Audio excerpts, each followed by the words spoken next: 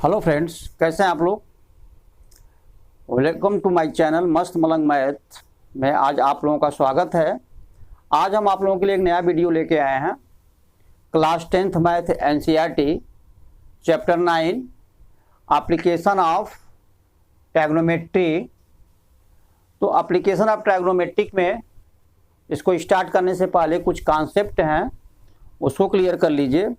और हाँ, आप लोगों से रिक्वेस्ट है कि आप लोग वीडियो में स्टार्टिंग से लेके और एंड तक बने रहिएगा, तभी कॉन्सेप्ट इसके समझ में आएंगे।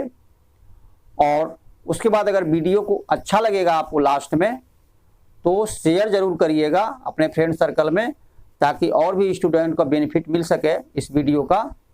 और लाइक ज़रूर करिएगा और सब्सक्राइब करना मत भूलिएगा।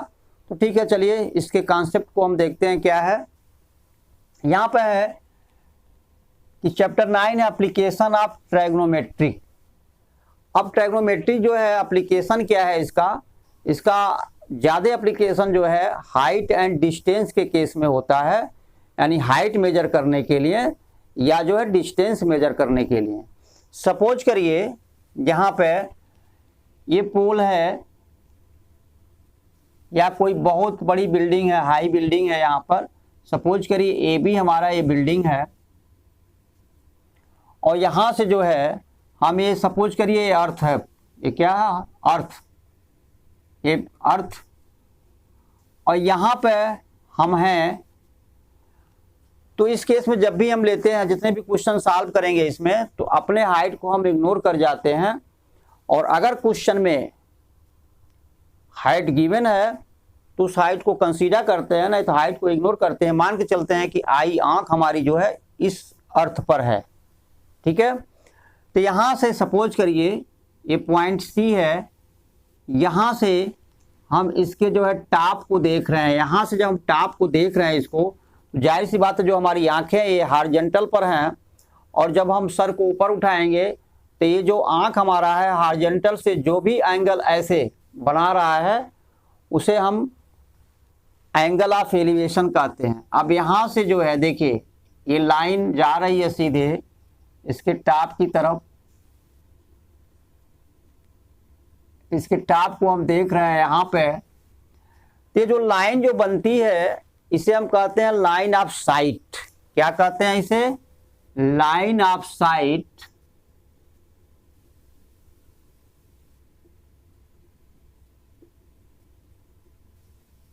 Line of site.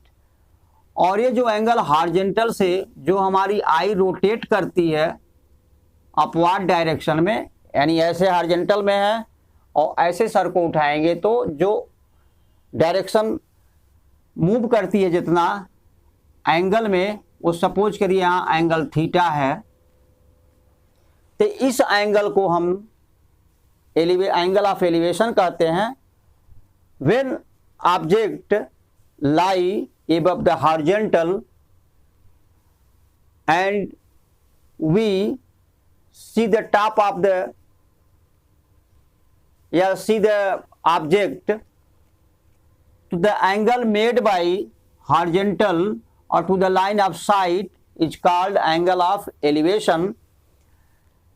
line of sight हुआ, और BC is called horizontal। BC को हम कहेंगे horizontal, and line of site हुआ AC। हमारा लाइन ऑफ साइट हुआ AC जो है हमारा क्या हुआ? AC line of site.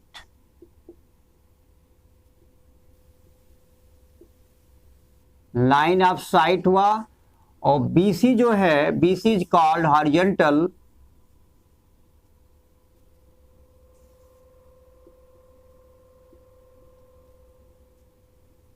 and theta angle of elevation।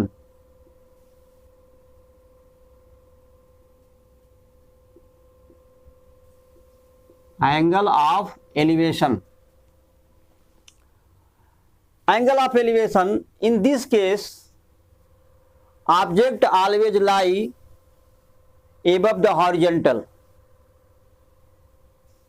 ठीक है। इन एंगल ऑफ एलिवेशन के केस में object lie always above the horizontal के एबव। अब यहां पर जो है दूसरा जो केस बनता, अब सपोज करिए हमारा ट्रायंगल जो बन रहा है, तो एक्चुअली ये राइट ट्रायंगल होता है कि जो भी ऑब्जेक्ट हम लेते हैं हॉरिजॉन्टल पर, उसके परपेंडिकुलर जो है उस ऑब्जेक्ट को हम मानते हैं, यानी वो ऑब्जेक्ट जो है हॉरिजॉन्टल से ऑलवेज परपेंडिकुलर डायरेक्शन में रहती है। जैसे पोल हुआ आपका, या बिल्डिंग हुआ, या मीनार हुआ, उसे हम हॉरिजॉन्टल यानी जो अर्थ है उससे हम 90 डिग्री पर हमेशा मानते हैं। इसलिए हमेशा जो है इस केस में हाइट और डिस्टेंस के केस में हमेशा जो ट्रायंगल बनता है फिगर में, वो राइट एंगल ट्रायंगल होता है। इसमें जो है एंगल थीटा हुआ और ये एंगल भी ऑलवेज 90 डिग्री होगा। आपको पता है the side opposite to the 90 degree is called hypotenuse, AC। तो और इस तरह से हम इसको सॉल्व कर लेते हैं। कोई भी 3 क्वांटिटी देखिए, इसमें AC है, हाइपोटेनियस है, BC है, बेस हो गया इस थीटा के अकॉर्डिंग, और AB हमारा परपेंडिकुलर हुआ। इन तीनों में कोई भी एक साइड जो है अगर क्लियर नहीं है तो हम उसे क्लियर कर लेते हैं। तो देखिए दूसरी चीज हुई, अब ये तो केस हुआ, ये फर्स्ट केस हुआ जब object lie above the horizontal, और व्हेन ऑब्जेक्ट लाई, ठीक है, डाउन द हॉरिजॉन्टल, उस केस में क्या होगा। अब सपोज करिए यही केस आप ले लीजिए, सपोज करिए हमारा पोल है या बिल्डिंग है, क्या है ये बिल्डिंग है, इस बिल्डिंग के ऊपर टॉप को हम यहाँ से देख रहे हैं, अर्थ से टॉप को हम देख रहे हैं, तो जो एंगल बनेगा एंगल ऑफ एलिवेशन होगा। अब सपोज करिए हम अर्थ पर न हो करके यहाँ पे अब हम बिल्डिंग के टॉप पर पहुंच गए हैं, ठीक है। तो देखिए यहाँ पर ये दूसरा केस हो जाएगा। अब यह बिल्डिंग हुआ हमारा AB, इन दिस केस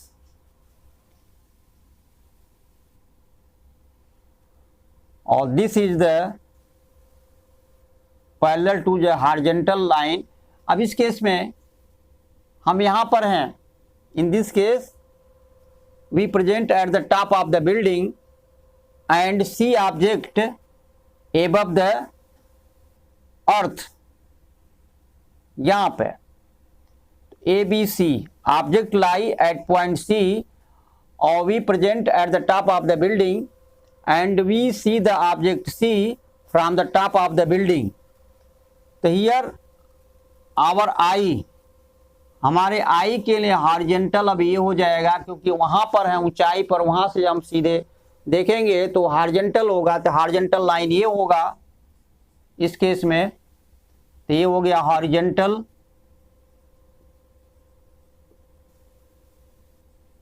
और ये हो गया ये जो BC है पैरेलल टू हॉरिजॉन्टल। क्या होगा, पैरेलल टू हॉरिजॉन्टल लाइन, यानी हॉरिजॉन्टल लाइन के जो है हॉरिजॉन्टल के ये पैरेलल होगा BC। अब इस केस में यहां से जो है हम object at the point C पर है, when we saw the object lie on earth at the point C or we present at the top of the building, see the object। इस केस में line of sight, always line of sight is a straight line between I and object। always line of sight is a straight line between eyes and object। हम यहाँ पर है, हमारी आई जो है आंखें यहाँ पर हैं, यहाँ से हॉरिजॉन्टल से हम डाउनवर्ड डायरेक्शन में ऐसे जब हम नीचे देखेंगे, हॉरिजॉन्टल से नीचे की तरफ सर को जो है झुकाएंगे, तो जो एंगल बनेगा हॉरिजॉन्टल से डाउनवर्ड ऐसे करके, ये हमारा जो एंगल होगा ये एंगल ऑफ डिप्रेशन होता है।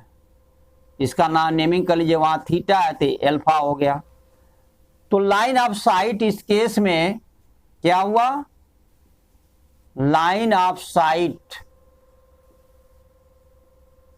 ये हो गया, ये तो हमारा बिल्डिंग हुआ,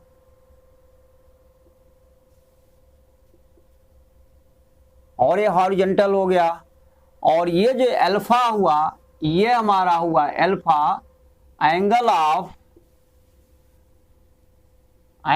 ऑफ डिप्रेशन।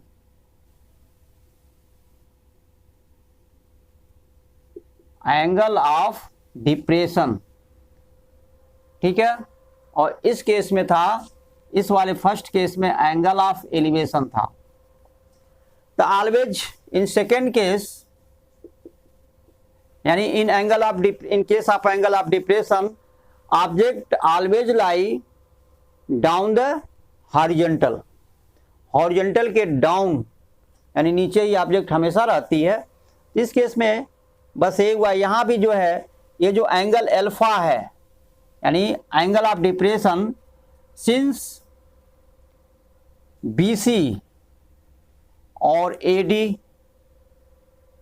ठीक, since BC parallel AD and AC is the transversal, तो एंगल DAC क्या है, एंगल DAC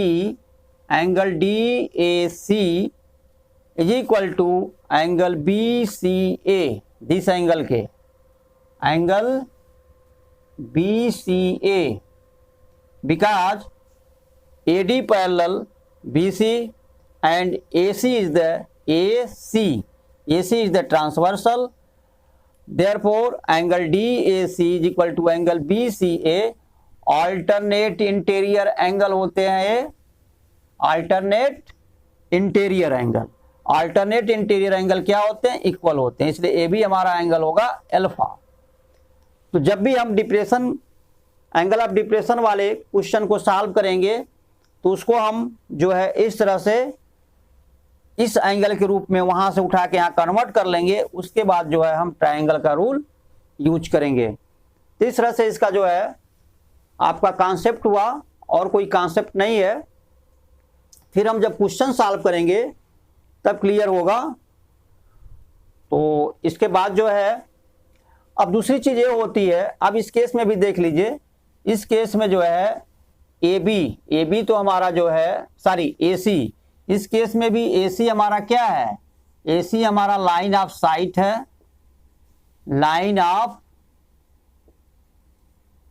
साइट है AC, and AD is horizontal हो गया।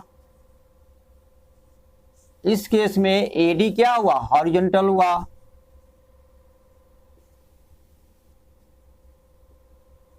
And angle alpha